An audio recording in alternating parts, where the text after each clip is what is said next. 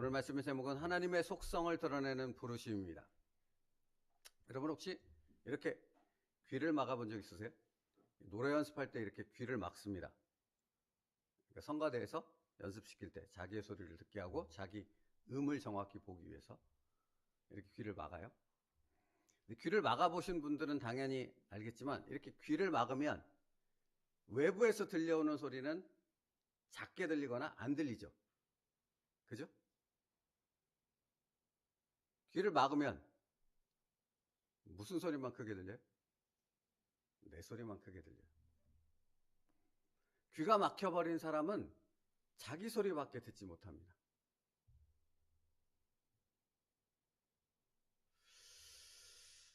이사야는 하나님의 부르심을 들었습니다. 오늘 말씀에 의하면 하나님의 속성을 드러내는 엄청난 하나님의 말씀을 들었다고요. 하나님의 속성을 드러낸다는 것은 다른 말로 표현하면 이사야는 하나님의 뜻을 깨달았다는 거거든요. 내가 또 주의 목소리를 들으니 주께서 이르시되 내가 누구를 보내며 누구를 위하여 갈꼬. 여러분, 하나님이 바라보고 계시고 하나님의 뜻과 계획이 있고 그것이 실행되는 것을 아는 자가 누리는 그 엄청난 은혜와 기쁨을 아십니까? 이사야는 그 엄청난 은혜와 기쁨을 하나님의 속성이 드러나는 그 부르심을 들음을 통해서 이 안에 그 부요함의 충만함을 누렸다라는 말씀이에요. 그런데 여러분, 그러면 그처럼 하나님의 놀라운 그 속성, 하나님의 뜻을 깨닫는 그 엄청난 부르심의 음성을 이사야가 들을 수 있었던 것은 무엇인가 하는 질문이 우리에게 있어야 한다는 거죠.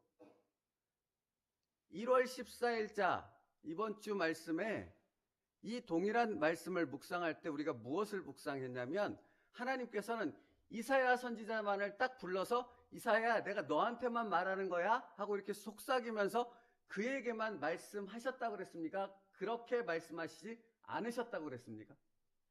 않으셨다고 그랬어요.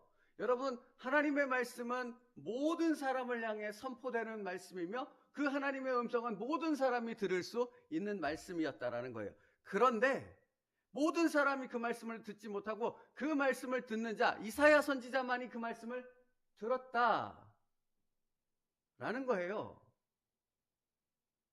왜요? 이사야는 이러지 않았거든요. 이사야는 이러지 않았다고요. 그러면 여러분 그 말은 무엇입니까? 다른 사람들, 하나님의 음성을 듣지 못하는 사람들은 다 뭐하고 있어요? 이러고 있는 거예요. 그러니까 여러분 이건 설교자, 하나님의 말씀을 전하는 사람들은 이걸 분명하게 느낄 수 있는데 이렇게 하나님의 말씀을 듣는 청중들을 바라보면 겉의 모습, 겉모양으로는 이러고 있지는 않지만 그 자신의 완고함과 고집스러움과 자기 기준과 자기 틀에 갇혀서 이렇게 영적으로 자기의 귀를 막고 있는 사람이 얼마나 많은지 모릅니다. 사실은 그게 또 외적으로도 표현돼요. 그런데 그렇게 스스로 자기 귀를 막잖아요? 그러면 하나님의 음성은 절대 들리지 않습니다. 선포되어지는 하나님의 말씀, 그 말씀에 기뻐뛰고 그 말씀의 역사 가운데 살아가며 그 말씀의 능력에 엄청난 것들을 경험하는 수많은 사람들의 모습이 있어도 그 변화를 경험하는 사람들의 엄청난 그 은혜가 있어도 그 사람은 그걸 보지도 않고 듣지도 못하며 깨닫지도 못한다는 거예요. 왠지 아십니까? 자기 귀와 자기 눈을 스스로 막고 있기 때문에 그런 거예요.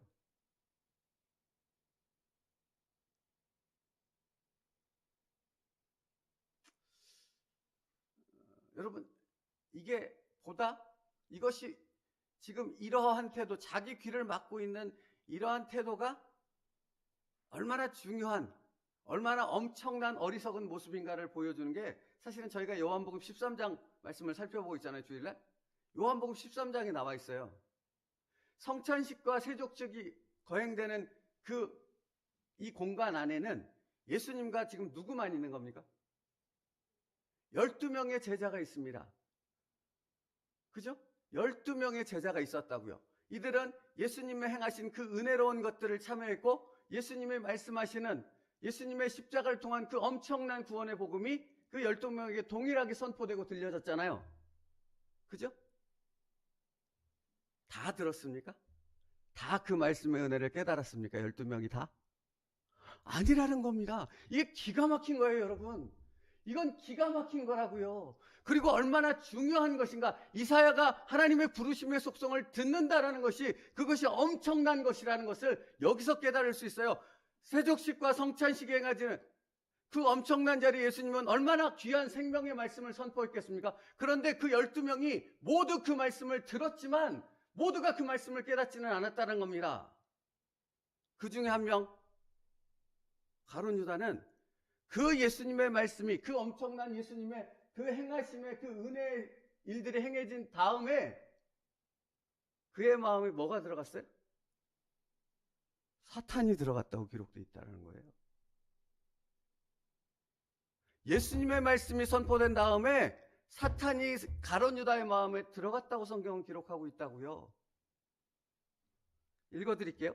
요한복음 13장 26절 27절인데 예수께서 대답하시되 내가 떡 한 조각을 적셔다 주는 자가 그니라 하시고 곧 그 한 조각을 적셔서 가롯 시몬의 아들 유다에게 주시니 조각을 받은 후 곧 사탄이 그 속에 들어간지라.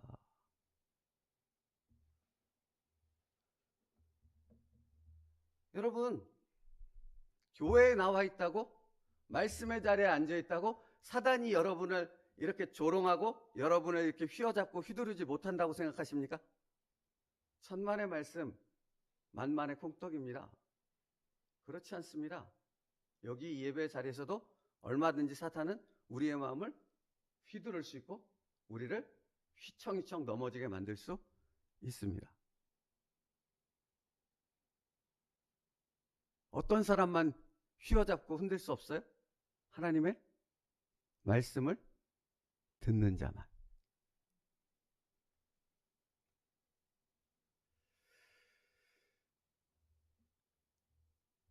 완고하고 어리석고 고집스러운 생각이 자신의 영적 귀를 막아버린 사람들은 오직 자신의 소리만 듣기 때문에 하나님의 말씀이 들려지지 않아서 하나님의 말씀의 은혜를 깨달았다고 하지만 싹 돌아서는 순간 금방 다 쏟아버리고 언제 들었냐는 듯이 자기 생각과 자기 고집대로 여전히 살아오던 방식 그대로 돌아가 버린다 하는 것이지요.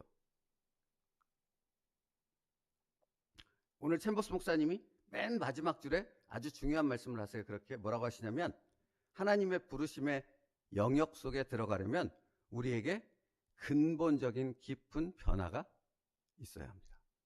이사야가 그랬다는 겁니다.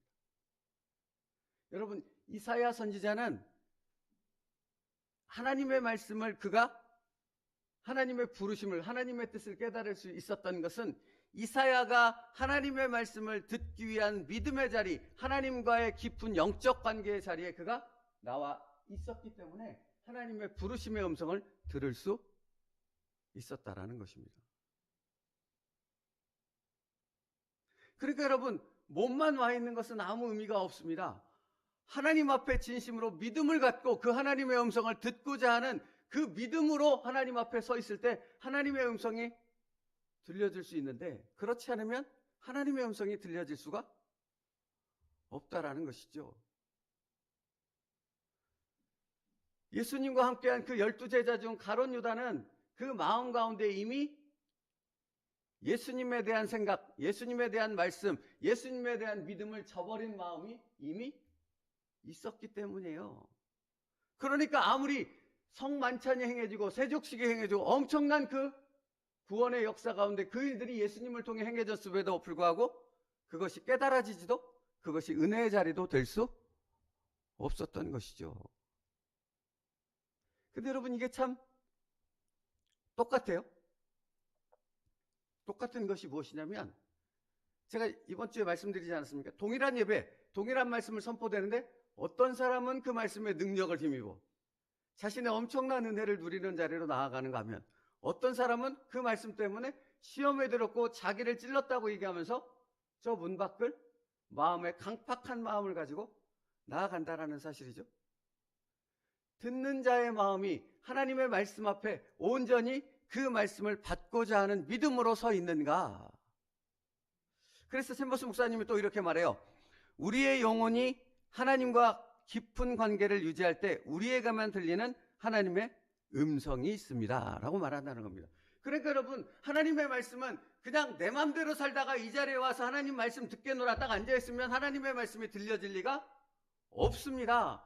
여러분의 일상의 삶 가운데 하나님의 말씀을 붙잡고 그 말씀에 씨름하며 그 말씀에 순종하기 위한 그 삶을 살아갈 때 여기 예배 자리에 나오게 되면 그 하나님의 음성이 들려지고 그 놀라운 말씀이 깨달아지며 그 깨달음 앞에 나의 인생을 의탁할 수 있는 엄청난 결단의 은혜의 자리로 나아갈 수 있게 되어진다는 겁니다. 그냥 하나님의 말씀이 들려지지 않는다고요. 깨달아지지 않는다고요. 그래서 사실은 어제 말씀이 또 중요한 거죠. 어제 말씀의 제목이 무엇입니까? 당신은 당신의 무덤을 봅니까? 였죠. 무덤을 본다라는 것은 무슨 말입니까? 무덤을 본다라는 것은 무슨 말이에요? 예수님과 함께 내가 십자가에서 죽었다라는 말이라고 말씀드렸잖아요. 그게 무슨 말이냐고요? 내 생각, 내 고집, 내 완고함, 내가 가지고 있는 기준의 틀을 십자가 앞에 완전히 다 못 박았습니다. 부숴버렸습니다. 그러므로 나는 내 상황 속에서 벌어지는, 깨달아지는, 들려지는 하나님의 음성 앞에 온전히 나를 처 복종시키는 날마다 죽노라라는 삶을 삽니다. 이걸 의미하는 거잖아요. 무덤을 본다라는 건. 그런 사람에게만 뭐가 들려요? 하나님의 부르심의 속성의 그 음성이 들리는 거죠. 그러니까 여러분, 안 들려요. 백날 성경책 있고 백날 지식적으로 이성적으로 아무리 따져봐야 여기에 담겨있는 말씀이 깨달아지지 않아요. 하나님의 음성이 들려지지 않아요. 하나님의 뜻이 보여질 리가 없죠. 자기를 처 복종시키는 예수 그리스도와 함께 십자가에 자기가 죽었음을 고백하는 자만이 하나님의 음성을, 그 부르심을 들을 수 있는 겁니다.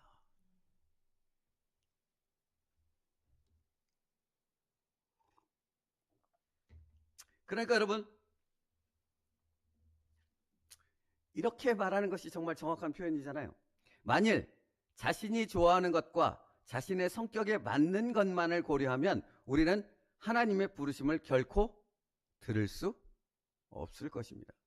그러니까 여러분 보십시오. 그러니까 이게 그리스도인이 되어졌다라는 건, 여기 성경 공부 가르칠 때 그런데 그리스도인이 되어졌다는 건 여기 마음의 중심에 내가 자리 잡고 내가 주인이었던 자가 여기서 내가 빠지고, 여기 누가 계세요? 그분이 나의 인생에 뭐가 되시는 거예요? 주인이 되시는 거죠. 그죠? 그 사람에게만 그분의 부르심의 음성이 들려지고 깨달아지는 거예요. 내가 주인인 사람은, 내 인생의 주인이 나고 모든 선택과 결단의 결정권을 가진 자가 나인 사람은 절대 하나님의 음성이 들려지지 않아요. 성경을 백독하고 아무리 예배를 1000번 만번 드려도 깨달아지지 않아요. 여기 주인이 예수님인 사람이 예수님의 음성이 들려지고, 그 예수님의 음성이 그의 인생을 예수님의 놀라운 역사, 성령께서 행하시는 놀라운 역사 가운데로 들어가는 그런 삶으로 나를 인도하여 가실 수 있는 거죠.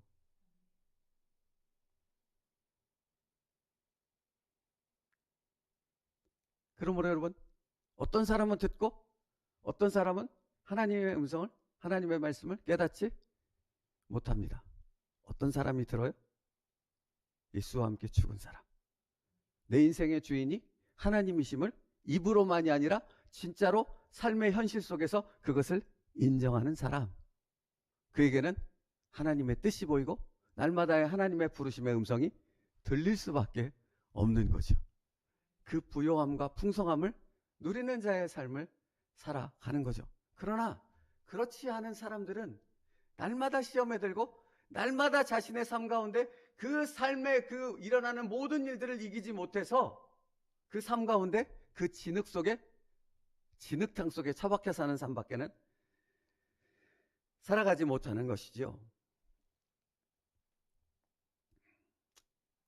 여기 챔버스 목사님이 이런 말씀도 하더라고요. 이사야의 영혼은 엄청난 위기 상황 속에서 하나님께 온전히 맞추어졌습니다. 그러자 그는 자신의 놀란 영혼을 부르시는 하나님의 음성을 들을 수 있었던 것입니다. 여러분, 그러니까 이게 정말 맞지 않습니까? 왜냐하면 인생의 위기를 만나고 내 삶에 내가 이해할 수 없는 일을 만나고 내 삶에 나로 하여금 견딜 수 없는, 이길 수 없는 그 상황을 만났을 때, 그런 엄청난 위기와 엄청난 고통이 있는 그때가 뭐 할 때예요?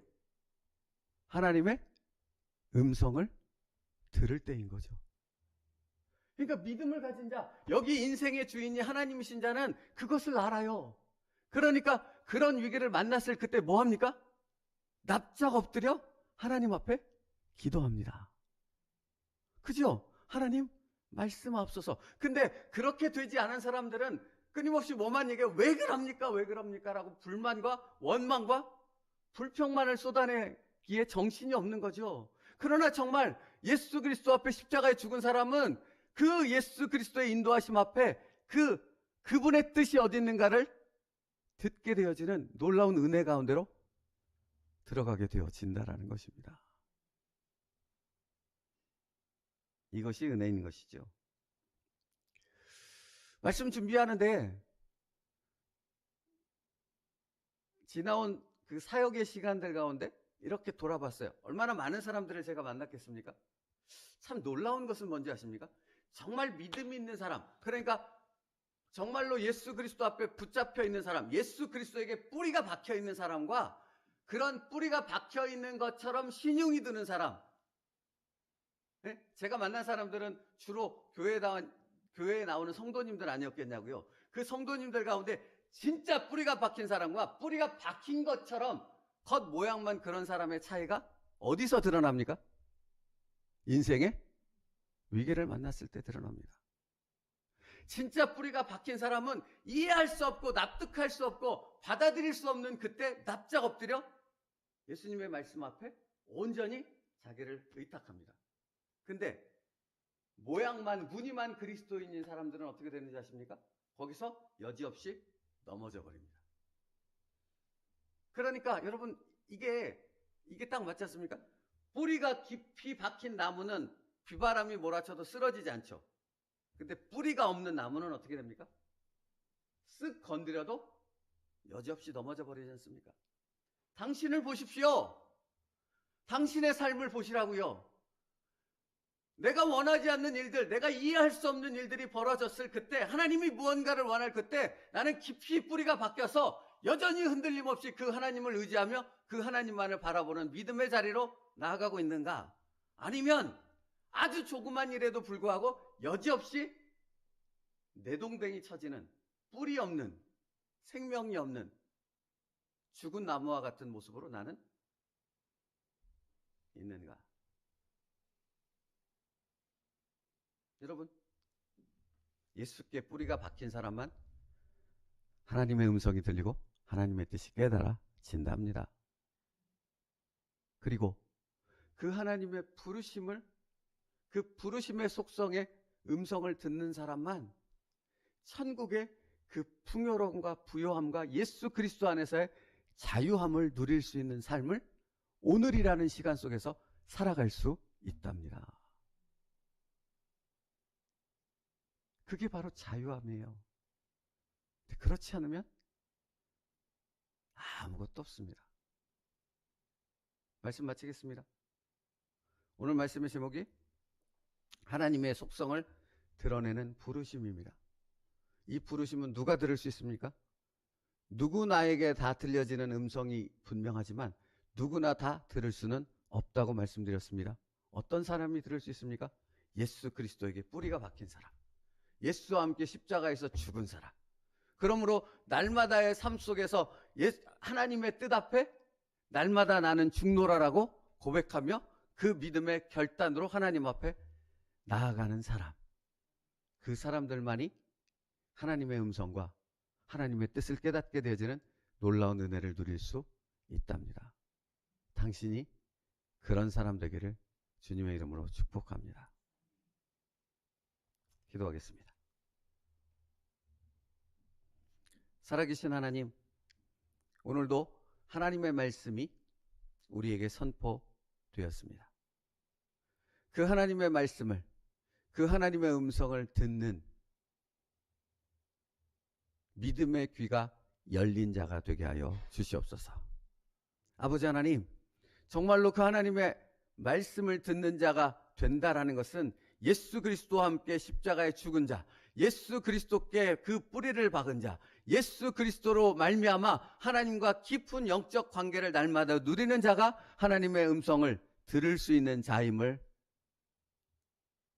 깨달았사오니, 아버지 하나님, 내가 날마다의 삶 가운데 그 하나님의 부르심의 속성의 음성을 들을 수 있는 그 부요함의 은혜를 누릴 수 있는 자가 되게 하여 주시옵소서. 예수님의 이름으로 기도 올려옵나이다. 아멘.